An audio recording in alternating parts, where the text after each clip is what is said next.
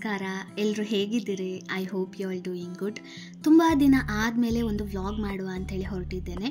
ಇದು ಇದೇ ವಾರದ ಸಂಡೇ ಆ್ಯಂಡ್ ಮಂಡೇ ವ್ಲಾಗ್. ಇವತ್ತು ಸಂಡೇ ಆದ ಕಾರಣ ಎಲ್ಲರೂ ಮನೆಯಲ್ಲಿದ್ದಾರೆ, ಹಾಗಾಗಿ ತುಂಬ ಹರಟೆ ಮಾತುಗಳು, ಸ್ವಲ್ಪ ದಿನದ ಕೆಲಸಗಳು ಇರ್ತದೆ. ಇದ್ರ ಜೊತೆ ನನ್ನ ದಿನ ಸಾಗ್ತದೆ.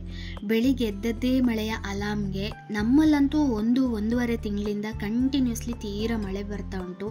ಮನೆಯಿಂದ 10 ನಿಮಿಷ ಹೊರಗೆ ಹೋಗುವ ಅಂದರೂ ಗ್ಯಾಪ್ ಕೊಡೋದಿಲ್ಲ. ಈಗಂತೂ ಗಾಳಿ ಕೂಡ ಶುರುವಾಗಿದೆ. ಆದರೆ ಬೇಸಿಗೆಗಿಂತ ಇದೇ ಆದಿತು ಅಂತ ಅನಿಸ್ತದೆ. ಆ ಸುಡು ಸೆಕೆ ನೆನಪಿಸ್ಕೊಂಡ್ರೆ ಈ ಹೆವಿ ಮಳೆ ಖುಷಿ ಕೊಡ್ತದೆ. ಹೊರಗಡೆ ತಂಪು ಗಾಳಿ ಬೀಸ್ತಿತ್ತು. ಏನಾದರೂ ಬಿಸಿ ಮಾಡಿ ಎಲ್ಲರೂ ಕುಡಿಯುವ ಅಂಥೇಳಿ ಅಂದ್ಕೊಳ್ಳುವಾಗ ಕರೆಂಟ್ ಇಲ್ಲ, ಇನ್ವರ್ಟರ್ ಬ್ಯಾಟ್ರಿನೂ ಹಾಳಾಗಿದೆ ಅಂಥೇಳಿ ಆಯಿತು. ನಮ್ಮಲ್ಲಿ ಇನ್ವರ್ಟರ್ ಬ್ಯಾಟ್ರಿಯನ್ನು ಅಟ್ಟದಲ್ಲಿ ಹಿಡಿದು, ಬಿಕಾಸ್ ಏನಾದರೂ ಅಪ್ಪಿ ಮುಟ್ಟಿ ತೊಂದರೆ ಎಲ್ಲ ಆಗಬಾರ್ದು ಅಂಥೇಳಿ ಅಟ್ಟದಲ್ಲಿ ಲೈಟ್ ಇಲ್ಲದೆ ಕಾಣೋದಿಲ್ಲ. ಹಾಗೆ ಒಮ್ಮೆ ಸರಿಯಾದರೆ ಸಾಕು ಅಂಥೇಳಿ ಲೈಟ್ ಹಿಡ್ಕೊಂಡು ನಿಂತಿದ್ದೇನೆ.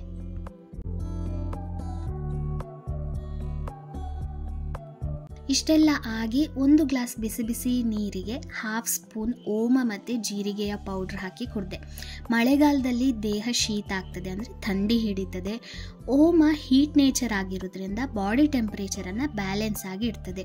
ಆ್ಯಂಡ್ ಮೆನ್ಸ್ಟ್ರುಯೇಷನ್ ಟೈಮ್ನಲ್ಲಿ, ಪ್ರೀ ಪೀರಿಯಡ್ಸ್ ಟೈಮ್ನಲ್ಲೆಲ್ಲ ಬ್ಲೋಟಿಂಗ್ ಇರ್ತದೆ, ಗ್ಯಾಸ್ಟ್ರಿಕ್ ಆಗ್ತದೆ ಕೆಲವರಿಗೆ. ಸೊ ದಿನ ಬೆಳಿಗ್ಗೆ ಈ ಡ್ರಿಂಕನ್ನು ಖಾಲಿ ಹೊಟ್ಟೆಗೆ ಕನ್ಸ್ಯೂಮ್ ಮಾಡೋದ್ರಿಂದ ಇಂಥ ಪ್ರಾಬ್ಲಮ್ಸನ್ನೆಲ್ಲ ಕ್ರಮೇಣ ಕಂಟ್ರೋಲ್ ಮಾಡ್ಕೊಳ್ಬೋದು.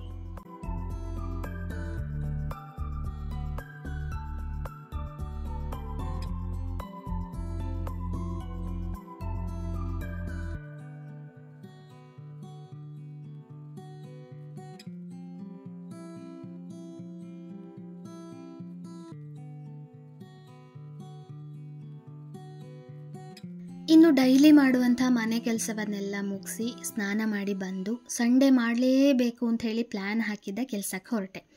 ಈ ವೀಕ್ನ ಮಂಗಳವಾರ ಈ ವರ್ಷದ ಫಸ್ಟ್ ಮಂಗಳಗೌರಿ ವ್ರತ ಶುರುವಾಗಿದೆ. ಮಂಗಳವಾರ ಬೆಳಿಗ್ಗೆನೆ ಪೂಜೆ ಮಾಡಲಿಕ್ಕಿರ್ತದೆ. ಹಾಗಾಗಿ ಪೂಜೆ ಪಾತ್ರೆಗಳೆಲ್ಲ ಯಾವುದೆಲ್ಲ ಬೇಕು ಅಂತ ಹೇಳಿ ನೋಡಿ ತೆಗೆದಿಟ್ಟೆ. ಆಮೇಲೆ ಅದನ್ನೆಲ್ಲ ಒಂದ್ಸತಿ ತೊಳೆದಿಡಬೇಕಾಗ್ತದೆ.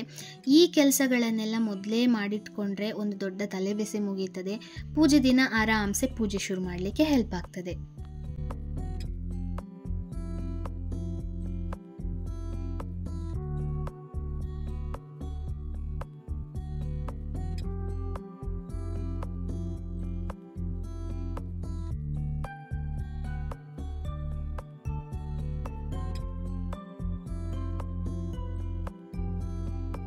ಮಧ್ಯಾಹ್ನದ ಊಟಕ್ಕೆ ಏನಾದರೂ ಮಾಡಬೇಕಲ್ಲ, ಹಾಗಾಗಿ ಸಂಡಿಗೆ ಕರಿವಾ ಅಂಥೇಳಿ ಹೊರಟಿದ್ದೇನೆ.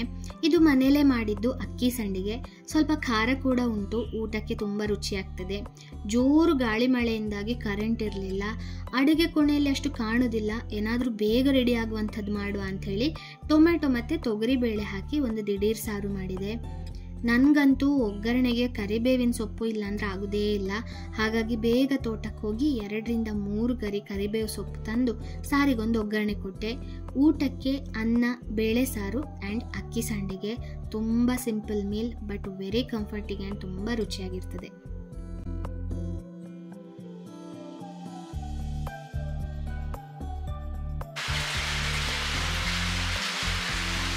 ಸಂಜೆ ಆಗ್ತಿದ್ದಾಗೆ ಬಂತು ನೋಡಿ ಒಂದು ದೊಡ್ಡ ಮಳೆ.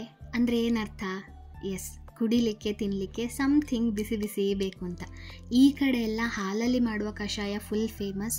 ಸ್ವಲ್ಪ ನೀರು ಬಿಸಿ ಮಾಡೋದು, ಅದಕ್ಕೆ ಬೆಲ್ಲ ಹಾಕಬೇಕು ಮತ್ತು ಚೆನ್ನಾಗಿ ಕುದಿಸ್ಕೊಳ್ಬೇಕು.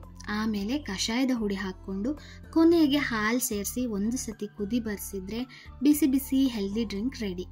ಕಷಾಯದ ಹುಡಿ ಮಾಡಲಿಕ್ಕೆ ಕೊತ್ತಂಬರಿ, ಜೀರಿಗೆ, ಸ್ವಲ್ಪ ಮೆಂತೆ ಮತ್ತು ಲೈಟ್ ಖಾರ ಬೇಕಂದರೆ ಕಾಳು ಮೆಣಸನ್ನು ಸೇರಿಸಿ ಡ್ರೈ ರೋಸ್ಟ್ ಮಾಡಿಕೊಂಡು ಪುಡಿ ಮಾಡಿಟ್ಕೊಳ್ಳಿ.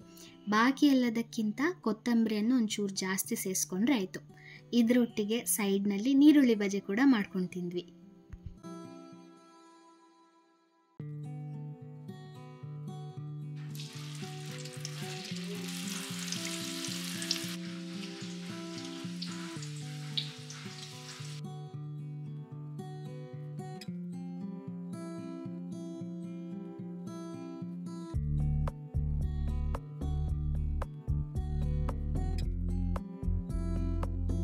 ನೆಕ್ಸ್ಟ್ ಡೇ ಮಳೆ ಇರಲಿಲ್ಲ, ಹಾಗಾಗಿ ಅಡಿಕೆ ಮರಗಳಿಗೆ ಮದ್ದು ಬಿಡ್ಲಿಕ್ಕೆ ಹೇಳಿದವರು ಬಂದಿದ್ರು.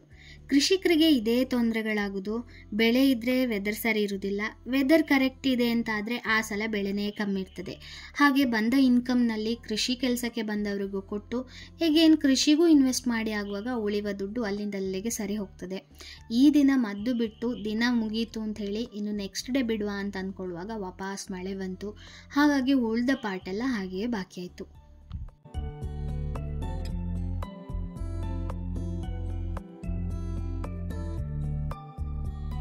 ಹಿಂದಿನ ದಿನ ತೆಗೆದಿಟ್ಟ ಪೂಜಾ ಪಾತ್ರೆಗಳನ್ನೆಲ್ಲ ಇವತ್ತು ತೊಳೆದು ನೀರೆಲ್ಲ ಇಳಿದು ಹೋಗಲಿ ಅಂಥೇಳಿ ಕೌಚಿ ಹಾಕಿಟ್ಟದ್ದು. ಈಗ ಎಲ್ಲ ಪಾತ್ರೆಗಳನ್ನು ಒರೆಸಿಟ್ಟು ಪೂಜೆಗೆ ಎಲ್ಲವನ್ನು ಸೆಟ್ ಮಾಡಿಡ್ತಾ ಇದ್ದೇನೆ.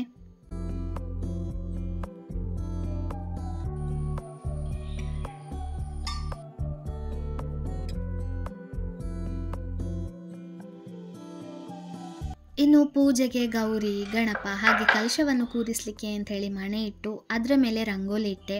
ಮತ್ತು ದೀಪಗಳನ್ನೆಲ್ಲ ಎಲ್ಲೆಲ್ಲಿ ಇಡಬೇಕು ಅಂಥೇಳಿ ಪ್ಲ್ಯಾನ್ ಮಾಡಿದ್ನಾಯ್ತೋ ಅಲ್ಲೆಲ್ಲ ಇಟ್ಟು ಹಣತೆಗಳನ್ನು ಕೂಡ ಇಟ್ಟು ಅದಕ್ಕೆ ಎಣ್ಣೆ ಮತ್ತು ಬತ್ತಿ ಇಟ್ಟೆ.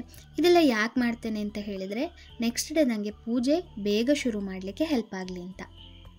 ಇದಾಗಿತ್ತು ಇವತ್ತಿನ ವ್ಲಾಗ್. ಐ ಹೋಪ್ ನಿಮಗೆ ಇದು ಇಷ್ಟ ಆಗಿದೆ ಅಂತ. ಹಾಗೇನಾದರೂ ಇದ್ದರೆ ವಿಡಿಯೋವನ್ನೊಂದು ಲೈಕ್ ಮಾಡಿ, ಶೇರ್ ಮಾಡಿ, ಅದೇ ರೀತಿ ನನ್ನ ಚಾನಲನ್ನು ಸಬ್ಸ್ಕ್ರೈಬ್ ಕೂಡ ಮಾಡಿ. ಆ ದೇವರು ನಮಗೆಲ್ಲರಿಗೂ ಸದಾ ಒಳ್ಳೇದು ಮಾಡಲಿ. Thank you so much for watching. Bye.